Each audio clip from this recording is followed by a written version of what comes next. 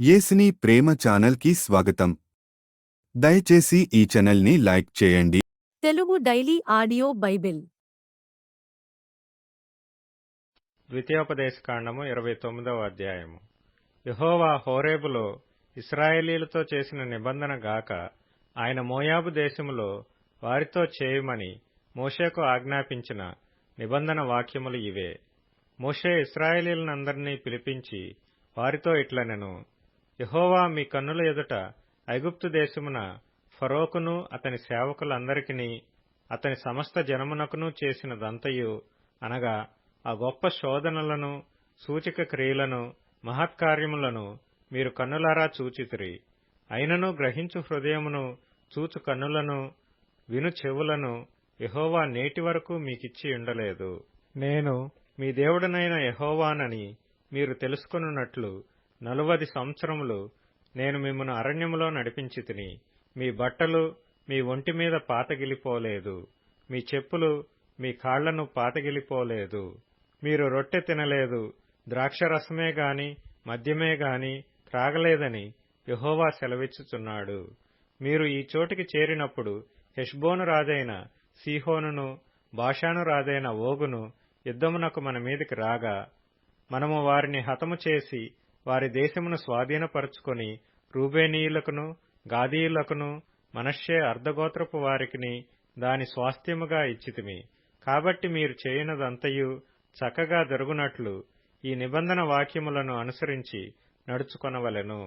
నీ దేవుడైన యెహోవా నీతో చెప్పిన ప్రకారముగాను, నీ పితరులైన అబ్రాహాము, ఇస్సాకు, యాకోబులతో ప్రమాణము చేసిన ప్రకారముగాను నేడు నిన్ను తనకు స్వజనముగా నియమించుకొని తానే నీకు దేవుడైయుండునట్లు నీ దేవుడైన యెహోవా నేడు నీకు నియమించుచున్న నీ దేవుడైన యెహోవా నిబంధనలోను ఆయన ప్రమాణము చేసిన దానిలోను నీవు పాలు పొందుటకై ఇశ్రాయేలీయులలో ప్రతివాడు, అనగా మీలో ముఖ్యులేమి, మీ గోత్రపు వారేమి, మీ పెద్దలేమి, మీ నాయకులేమి, మీ పిల్లలేమి, మీ భార్యలేమి, మీ పాళెంలోనున్న పరదేశులేమి, నీ కట్టెలను నరుకువారు మొదలుకొని నీ నీళ్లు తోడువారి వరకును మీరందరూ నేడు మీ దేవుడైన యెహోవా సన్నిధిని నిలిచియున్నారు. నేను మీతో మాత్రము కాదు, ఇక్కడ మనతో కూడాను ఉండి నేడు మన దేవుడైన యెహోవా సన్నిధిని నిలుచుచున్న వారితోనూ, ఇక్కడ నేడు మనతో కూడా నుండని వారితోనూ ఈ నిబంధనను ప్రమాణమును చేయుచున్నాను. మనము ఐగుప్తు దేశమందు ఎట్లు నివసించితిమో, మీరు దాటివచ్చిన జనముల మధ్య నుండి మనమెట్లు దాటివచ్చితిమో మీరెరుగుదురు.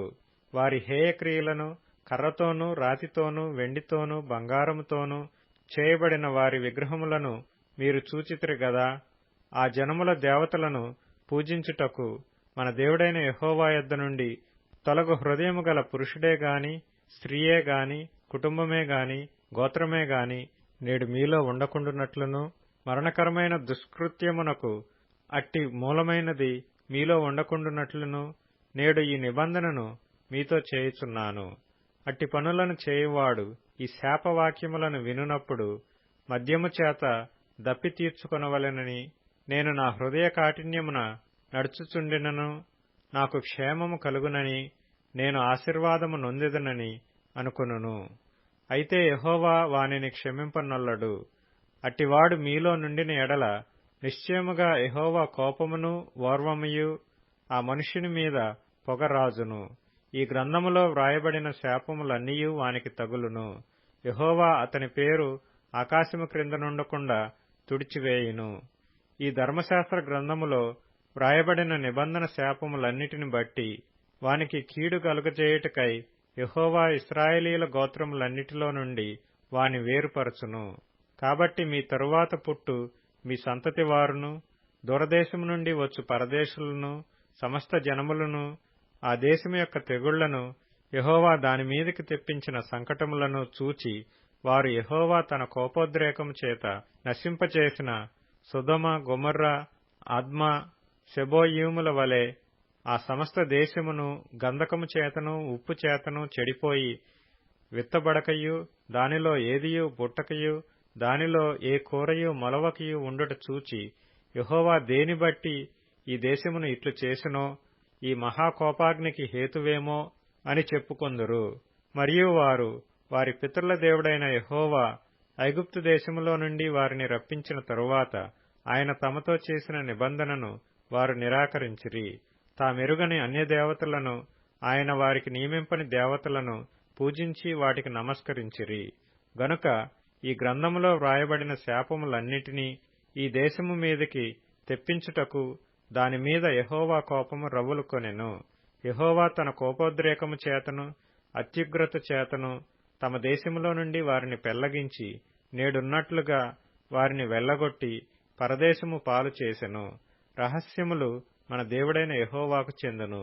అయితే మనము ఈ ధర్మశాస్త్ర వాక్యములన్నిటిననుసరించి నడుచుకొనున్నట్లు బయలుపరచబడినవి ఎల్లప్పుడూ మనవియు మన సంతతి వారివియు నగునని చెప్పుదురు. ద్వితీయోపదేశకాండము 30వ అధ్యాయము. నేను నీకు వినిపించిన ఈ సంగతులన్నీయు అనగా దీవెనయు శాపమును నీ మీదకి వచ్చిన తరువాత నీ దేవుడైన యెహోవా నిన్ను వెళ్లగొట్టించిన సమస్త జనముల మధ్యను వాటిని జ్ఞాపకం చేసుకొని నీ దేవుడైన యెహోవా వైపు తిరిగి నేడు నేను నీకాజ్ఞాపించు సమస్తమును బట్టి నీ పూర్ణ హృదయముతోనూ నీ పూర్ణాత్మతోనూ ఆయన మాట నీవును నీ సంతతి వారును వినిన ఎడల నీ దేవుడైన యెహోవా చెరలోని మిమ్మును తిరిగి రప్పించును. ఆయన మిమ్మును కనికరించి నీ దేవుడైన యెహోవా ఏ ప్రజలలోనికి మిమ్మును చెదరగొట్టెనో వారిలో నుండి తాను మిమ్మును సమకూర్చి రప్పించును. మీలోనెవరైనా ఆకాశ దిగంతములకు వెళ్లగొట్టబడినను అక్కడ నుండి నీ దేవుడైన యెహోవా మిమ్మును సమకూర్చి అక్కడ నుండి రప్పించును. నీ పితరులకు స్వాధీనపరిచిన దేశమున నీ దేవుడైన యెహోవా నిన్ను చేర్చును. నీవు దాని స్వాధీనపరుచుకొందువు. ఆయన నీకు మేలు చేసి నీ పితరుల కంటే నిన్ను విస్తరింపజేయును. మరియు నీవు బ్రతుకుటకై నీ పూర్ణ హృదయముతోనూ నీ పూర్ణాత్మతోనూ నీ దేవుడైన యెహోవాను ప్రేమించున్నట్లు నీ దేవుడైన యెహోవా తనకు లోబడుటకు నీ హృదయమునకును నీ సంతతి వారి హృదయమునకును సున్నతి చేయును. అప్పుడు నిన్ను హింసించిన నీ శత్రువుల మీదికిని నిన్ను ద్వేషించిన వారి మీదికిని నీ దేవుడైన యెహోవా ఆ సమస్త శాపములను తెప్పించును.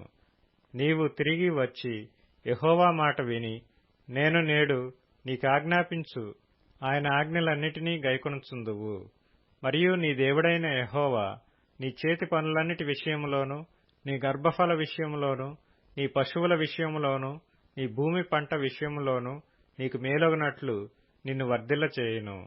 ఈ ధర్మశాస్త్ర గ్రంథమందు వ్రాయబడిన ఆయన ఆజ్ఞలను కట్టడలను నీవు గైకొని నీ దేవుడైన యెహోవా మాట విని నీ పూర్ణ హృదయముతోనూ నీ పూర్ణాత్మతోనూ నీ దేవుడైన యెహోవా వైపు మళ్ళునప్పుడు యెహోవా నీ పితరుల యందు ఆనందించినట్లు నీకు మేలు చేయుటకు నీయందును ఆనందించి నీ వైపు మళ్ళును. నేడు నేను నీకాజ్ఞాపించు ఈ ధర్మమును గ్రహించుట నీకు కఠినమైనది కాదు, దూరమైనది కాదు. మనము దానిని విని గైకొనున్నట్లు ఎవడు ఆకాశమునకు ఎక్కిపోయి మన యొద్దకు దాని తెచ్చును అని నీవనుకొనుటకు అది ఆకాశమందు ఉండునది కాదు. మనము దాని విని గైకొనున్నట్లు ఎవడు సముద్రము దాటి మన యొద్దకు దాని తెచ్చును అని నీవనుకొననేలా అది సముద్రపు అద్దరి మించున్నది కాదు. నీవు దానిననుసరించుటకు ఆ మాట నీకు బహు సమీపముగానున్నది, నీ హృదయమున నీ నోటనున్నది. చూడుము, నేడు నేను జీవమును మేలును మరణమును కీడును నీ ఎదుట ఉంచియున్నాను. నీవు బ్రతికి విస్తరించున్నట్లుగా నీ దేవుడైన యెహోవాను ప్రేమించి ఆయన మార్గములందు నడుచుకొని ఆయన ఆజ్ఞలను కట్టడలను విధులను ఆచరించుమని నేడు నేను నీకాజ్ఞాపించుచున్నాను. అట్లు చేసిన ఎడల నీవు స్వాధీనపరుచుకొనుటకు ప్రవేశించు దేశములో నీ దేవుడైన యెహోవా నిన్ను ఆశీర్వదించును. అయితే నీ హృదయము తిరిగిపోయి నీవు విననొల్లక ఏడ్వబడినవాడవై అన్యదేవతలకు నమస్కరించి పూజించిన ఎడల మీరు నిశ్చయముగా నశించిపోవుదురనియు స్వాధీనపరుచుకొనుటకు యొర్దానును దాటపోవచ్చున్న దేశములో మీరు అనేక దినములు ఉండరనియు నేడు నేను నీకు తెలియజెప్పుచున్నాను.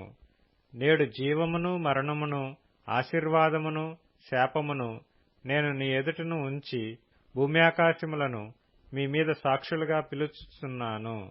నీ పితరులైన అబ్రాహాము ఇస్సాకు యాకోబులకు ఆయన ప్రమాణము చేసిన దేశములో మీరు నివసించినట్లు యెహోవాయే నీ ప్రాణమునకును నీ దీర్ఘాయుస్సుకును మూలమై ఉన్నాడు.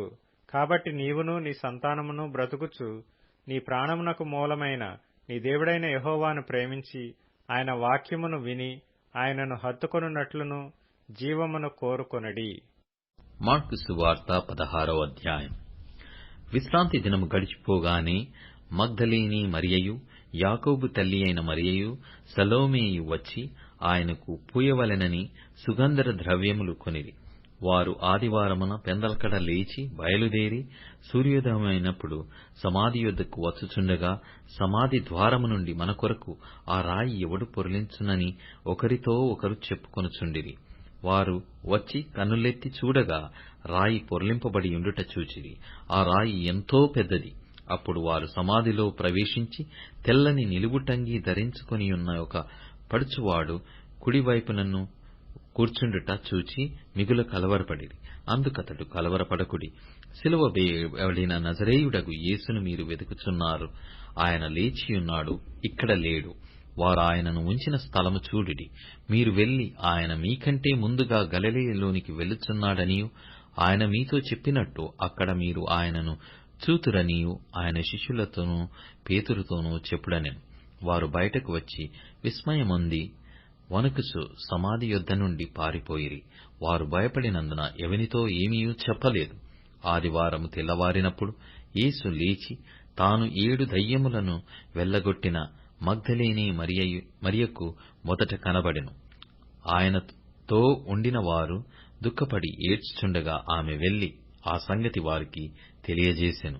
గాని ఆయన బ్రతికియున్నాడనియూ ఆమెకు కనబడెననియూ వారు విని నమ్మకపోయిరి. ఆ తర్వాత వారిలో 2 ఒక పల్లెటూరికి నడిచిపోవుచుండగా ఆయన మారు రూపము గలవాడై వారికి ప్రత్యక్షమాయెను. వారు వెళ్లి తక్కిన వారికి ఆ సంగతి తెలియజేసిరి గాని వారు వీరి మాటనైనను నమ్మకపోయిరి. పిమ్మట 11 మంది శిష్యులు భోజనమునకు కూర్చున్నప్పుడు ఆయన వారికి ప్రత్యక్షమై తాను లేచిన తర్వాత తన్ను చూచిన వారి మాట నమ్మనందున వారి అపనమ్మిక నిమిత్తమును హృదయ కాఠిన్యము నిమిత్తమును వారిని గద్దించెను. మరియు మీరు సర్వలోకమునకు వెళ్లి సర్వ సృష్టికి సువార్తను ప్రకటించుడి. నమ్మి బాప్తిస్మము పొందినవాడు రక్షింపబడును, నమ్మని వానికి శిక్ష విధింపబడును. నమ్మిన వారి వలన ఈ సూచక క్రియలు కనబడును. ఏవనగా, నా నామమున దయ్యములను వెళ్లగొట్టుదురు, క్రొత్త భాషలు మాట్లాడుదురు, పాములను ఎత్తి పట్టుకొందురు, మరణకరమైనదేది త్రాగినను అది వారికి హాని చేయదు. రోగుల మీద చేతులుంచినప్పుడు వారు స్వస్థత నొందుదురని వారితో చెప్పెను. ఈలాగు ప్రభువైన యేసు వారితో మాటలాడిన తరువాత పరలోకమునకు చేర్చుకొనబడి దేవుని కుడిపార్శ్వమున ఆసీనుడయ్యెను. వారు బయలుదేరి వాక్యమంతట ప్రకటించిరి. ప్రభువు వారికి సహకారుడై యుండి వెనువెంట జరగచ్చు వచ్చిన సూచక క్రియల వలన వాక్యమును స్థిరపరచుచుండెను.